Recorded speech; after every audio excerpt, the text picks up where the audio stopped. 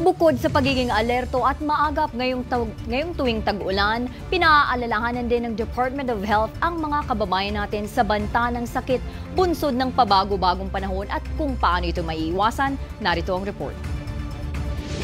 Hindi maiiwasan na sa tuwing sasapit ang panahon ng tag-ulan sa bansa ay ang banta ng pagkakasakit dulot ng iba't ibang sanhi. Pero ano nga ba ang karaniwang sakit na maaaring makuha dahil sa pag-ulan o pagbabago ng panahon? Ito ay ang tinatawag na wild diseases. Ano nga ba ito?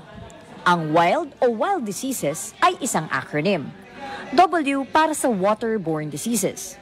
Ang I naman ay para sa influenza-like illnesses.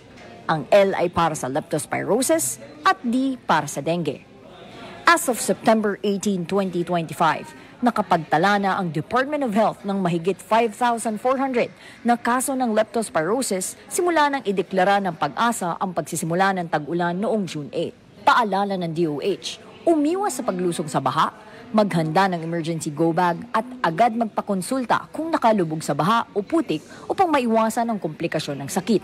Nakapagtala naman ang Department of Health ng mahigit 16,700 na kaso ng dengue sa Metro Manila mula January 1 hanggang April 5. 242% itong mas mataas kumpara sa parehong panahon noong 2024. At patuloy pa itong tumataas base sa mga city surveillances. Habang lalo rin tumataas ang mga flu-like illnesses sa Metro Manila at ibang bahagi ng bansa. Pero lahat ng yan ay posibleng maiwasan sa pamamagitan ng tamang kaalaman, kalinisan at gabay sa kalusugan. Ayon sa DOH, flu prevention is the best preparation. Siguraduhin na kumpleto ang bakuna ng buong pamilya.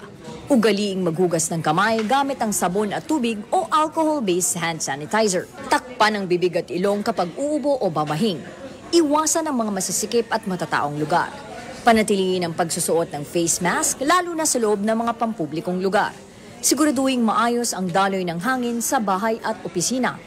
Para mapanatiling malakas ang resistensya ng katawan, kumain ng masustansyang pagkain, uminom ng maraming tubig, mag-ehersisyo araw-araw at matulog ng sapat.